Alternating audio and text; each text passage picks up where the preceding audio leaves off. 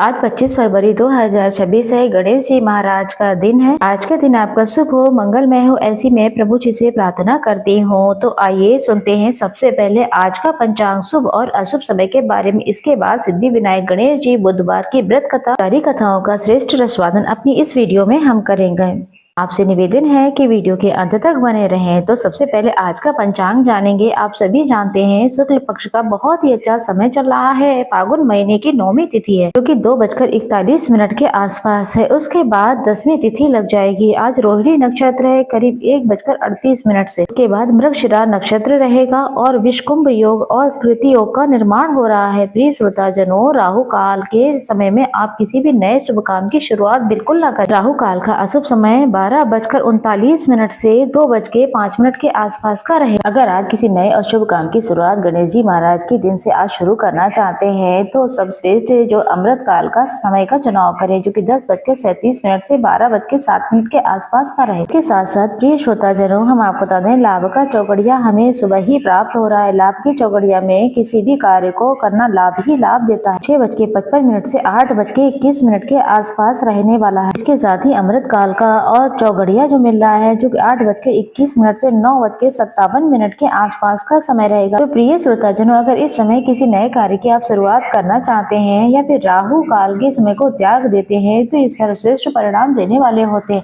तो इस तरीके से मैंने आज का शुभ और अशुभ समय बता दिया है आपके लिए। जरा सा भी वीडियो अगर उपयोगी रहता है तो आप हमारे वीडियो को लाइक और हमारे चैनल को सब्सक्राइब जरूर करें। एक समय की बात है कि एक गांव में बहन भाई रहते थे। बहन का नियम था कि वह अपने भाई का चेहरा देख के ही खाना खाती थी। हर रोज सुबह उठती थी, जल्दी जल्दी घर का सारा काम निपटाती थी, अपने भाई का मुख देखने के लिए उसके घर जाती थी। एक दिन रास्ते में एक पीपल पेड़ के नीचे गणेश जी की मूर्ति रखी हुई थी। उसने भगवान जी गणेश जी के सामने हाथ जोड़े और कहा कि मेरे जैसा अमर सुहाग और मेरे जैसा अमर पीहर सबको देना। ये बोलकर वो आगे बढ़ जाती है। जंगल के कांटे जो हैं जब वो अपने भाई के घर जाती है तो उसके पैरों में चुभ जाया करते हैं। तो एक दिन भाई के घर पहुंची, भाई का मुख देखकर अभी बैठी ही थी। भाभी ने पूछा, आपके पैरों में क्या हो गया? तब वह बोली, भाभी रास्ते में जब आते हैं जो जंगल के झाड़ियों के जो कांटे होते हैं वो मेरे पैरों में चुभ गए। जब वह वापस अपने घर चली गई तब भाभी ने उसके भाई से कहा कि आप उस रास्ते को साफ करवा दो, आपकी बहन के आते समय पैरों में कांटे लग जाया करते हैं। फिर क्या था, भाई ने कुल्हाड़ी उठाई और सारी झाड़ियों को काट के बिल्कुल रास्ता साफ कर दिया, जिससे गणेश जी का स्थान भी वहाँ से हट गया। ये देखकर प्रभु बहुत गुस्सा हो गए। क्या था, गणेश जी क्रोधित होने के बाद उन्होंने उस लड़के के प्राण हर लिए। लोग उसे अंतिम संस्कार के लिए ले जाने ही लगे थे। तब उसकी भाभी रोते रोते बोली, कहने लगी, थोड़े दिन रुक जाओ, उनकी बहन का नियम है कि वो अपने भाई का मुख देखे बिना खाना नहीं खाती हैं। तो तब लोगों ने कहा, आज तो वो मुख देख लेंगी, कल क्या करेगी? रोज दिन की तरह बहन अपने भाई का मुख देखने के लिए जंगल के रास्ते से निकल ही रही थी। तभी जंगल में उसने देखा आज तो रास्ता बिल्कुल साफ है। जब वह आगे बढ़ी तो उसने देखा कि सिद्धि विनायक गणेश जी भी अपने स्थान पर नहीं है। तो उसने जाने से पहले गणेश जी को एक अच्छे से स्थान पर रखा और हाथ जोड़कर प्रार्थना की कि हे भगवान गणेश जी, मेरे जैसा अमर सुहाग और अमर जपीहर सबको देना। और हाथ जोड़कर प्रार्थना करके आगे निकल गई। जैसे ही वो आगे निकली ही थी, भगवान गणेश जी सोचने लगे, अगर हमने इसकी नहीं सुनी तो क्या होगा? अगर इसकी मनोकामना नहीं पूरी हुई तो कौन हमें पूजेगा, कौन हमारा ध्यान करेगा? तब सिद्धि विनायक गणेश जी ने उसे आवाज दी और कहा कि बेटी, इस खेजड़ी की 7 पत्तियां लेकर जा और इसे कच्चे दूध में घोलकर अपने भाई के ऊपर छींटा लगा देना और वह उठकर खड़ा हो जाएगा। ये सुनकर जो है पीछे देखती है बहन तो वहाँ पर कोई भी नहीं था। फिर वह सोचने लगी, जैसा सुना है वैसा ही कर लेती हूँ। फिर वह खेजड़ी की पत्ती लेकर अपने भाई के घर पहुँच गई। वहाँ पर उसने देखा कई लोग इकट्ठा हैं, भाभी बहुत रो रही, भाई की लाश रखी हुई। फिर उसने उन पत्तियों को बताए हुए नियम के अनुसार अपने भाई के ऊपर इस्तेमाल किया। फिर उसका भाई उठकर बैठ गया। कहता है कि आज तो बहुत गहरी नींद आई। तब वह बोली, ऐसी नींद तो किसी दुश्मन को भी ना आए। तब उसने सारी बात बताई। तो ऐसी मान्यता है कि सिद्धि विनायक गणेश जी कथा को बुधवार के दिन सुनता है। बुधवार के दिन वो अपनी मन इच्छा से कुछ भी प्रभु से मांगता है तो सिद्धि विनायक गणेश जी का ध्यान करते हुए इस कथा को सुन भी लेता है। तो गणेश जी महाराज उसको पुत्र, विवाह, नौकरी, रोग, कर्ज, धन संपदा आदि की जो भी परेशानियां जीवन में चलने से मुक्त करते हैं और सदा सर्वदा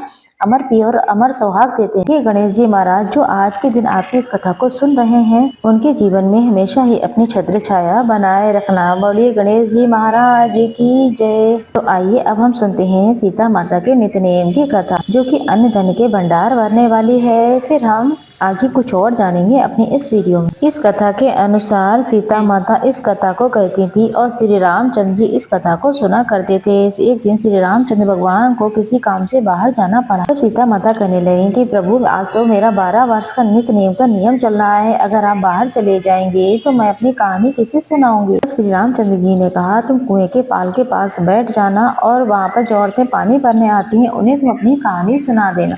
सीता माता कुएं के पाल के पास जाकर बैठ जाती हैं। एक स्त्री आती है, उसने रेशम की जरी साड़ी पहने हुई थी, सोने का गड़ा ले रखा था। सीता माता उसे देखकर कहती हैं कि बहन, मेरे 12 वर्ष का नित्य नियम चल रहा है, मेरी कहानी सुन दो। वो स्त्री बोली कि मैं आपका नित्य नियम सुन तो लेती, लेकिन मुझे घर जाने की देरी हो जाएगी और मेरी सास मुझसे लड़ेगी। उसने कहानी नहीं और वो वहाँ से चली गई। उसकी रेशम जरी साड़ी फट गई और सोने का घड़ा मिट्टी में बदल गया। सास ने पूछा और देखा, ये किसका दोष लेकर आई। बहू ने कहा, कुएं के पास एक औरत बैठी थी, उसने कहानी सुनने को कहा, लेकिन मैंने नहीं सुनी, जिस कारण मुझे ये फल मिला है। बहू की बात सुनकर अगले दिन सास ने जो है वही साड़ी और जो है घड़ा लेकर कुएं के पाल के पास पहुंच गई। सास को वहां पर सीता माता पहले से ही बैठी हुई मिली, तो सीता माता ने कहा कि बहन, मेरी कहानी सुन लो। तब सास बोली, एक बार छोड़ो, मैं तो तुम्हारी कहानी 4-4 बार सुन लूंगी। तब सीता माता बोली, राम आए, लक्ष्मण आए, देश के पुजारी आए, नित्य नेम का नियम लाए, आओ राम, बैठो राम, तपी रसोई जीमो राम, माखन मिश्री खाओ राम, दूध बतासा पियो राम, सूत के पलका मोठो राम, साल दुसाला ओढ़ो राम, साल दुसाला ओढ़ो राम, जब बोलो तो राम ही राम, राम सवारे सबके काम, खाली भर भंडार भरेंगे, सबका बेड़ा पार करेंगे, जय श्री राम, जय जय राम। सास बोली, बहन, कहानी तो बहुत अच्छी थी। सुनने के बाद सास घर चली गई। उसकी साड़ी फिर से रेशम जड़ी बन गई, मिट्टी का कड़ा सोने में बदल गया। बहू कहने लगी, सासू माँ, ये सब आपने कैसे किया। तब सास ने कहा कि बहू, तू दोष लेकर आई थी, मैं दोष उतार कर आई हूँ। बहू ने फिर पूछा, वे कुएं वाली स्त्री कौन थी। तो सास बोली, वो तो साक्षात सीता माता थी। वो पुराने को नया कर देती है, खाली भर के भंडार भर देती है, लक्ष्मी जी का वास करा देती है,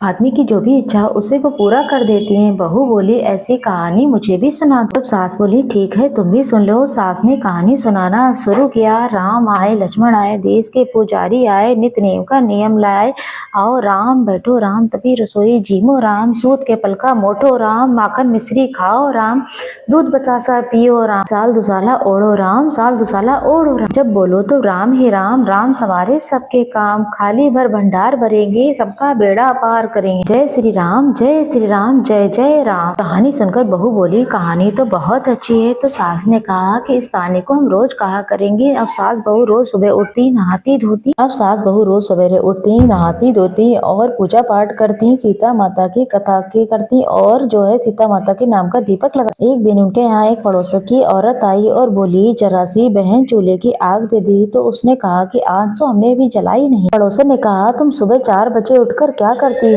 तब उसने कहा कि हम सुबह उठकर पूजा पाठ करते हैं, सीता माता के नित्यनेम की कथा सुनते हैं। पड़ोसन ने कहा कि सीता माता की कथा सुनने से क्या होता है। वो कहने लगे कि कहानी सुनने से अन्न धन के भंडार भर जाते हैं, सारे काम सिद्ध हो जाते हैं, मन की इच्छाएं पूरी हो जाती हैं। पड़ोसन कहती है, बहन, ऐसी कहानी मुझे भी सुना दो। फिर वह बोली, ठीक है, तो आज कहानी में हम तुम्हें भी सुनाते हैं। ने कहा कि राम आए, लक्ष्मण आए, देश के पुजारी आए, नित्य नेम का नियम लाए, आओ राम, बैठो राम, तपी बसोई जीमो राम। इस तरीके से उन्होंने सारी कथा सुना दी और पड़ोसन कहने लगी, बहन, कहानी तो बहुत अच्छी है। अब पड़ोसन भी नित्य नेम का कहानी अपने घर पर कहने लगी, सुनने लगी। कहानी कहने के बाद सीता माता ने पड़ोसन के भी भंडार भरे। सीता माता, जैसे आपने उनके भंडार भरे, वैसे ही हमारे जीवन में भी खूब खुशियां देना, बहुत सारा भंडार भरना, पुत्र विवाह, नौकरी, रोग, कर्ज, दरिद्रता से मुक्ति देना और सदा सर्वदा खुशियां परिवार में देना।